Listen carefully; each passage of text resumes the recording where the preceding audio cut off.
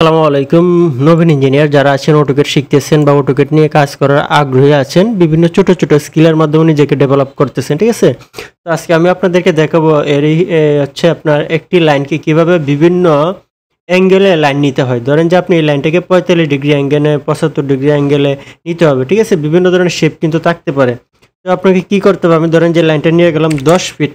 আপনার লাইনটা নেওয়ার পর এটা হচ্ছে আপনার এই লাইনটা এখানে 45 ডিগ্রি উপরে বেঁকে যাবে, ঠিক আছে? এটা হইতেই পারে আপনার লাইন।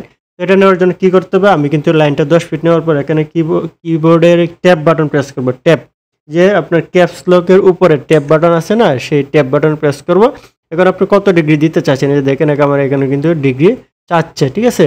এখন ধরেন যে আমি 45 ডিগ্রি দিয়ে এন্টার দিলাম। এন্টার দেওয়ার পর কিন্তু এটা যে আবার যদি এন্টার দিই, এটা কিন্তু আমার এই দেখেন এই পাশে কিন্তু আমার, আমি যদি এখান থেকে দেখাই, এই যে দেখেন আমি যদি এখন যদি আপনার লাইনার থেকে যাই, অ্যাঙ্গুলারে যাব, অ্যাঙ্গুলার থেকে এটা সিলেক্ট করব, এখানে কিন্তু 45 ডিগ্রি আছে, ঠিক আছে? এই পদ্ধতি অবলম্বন করে কিন্তু বিভিন্ন শেপের আপনি অ্যাঙ্গুলার শেপের মানটা নিতে পারবেন। বুঝতে পারছেন? আশা করি ভিডিওটা বুঝতে পারছেন।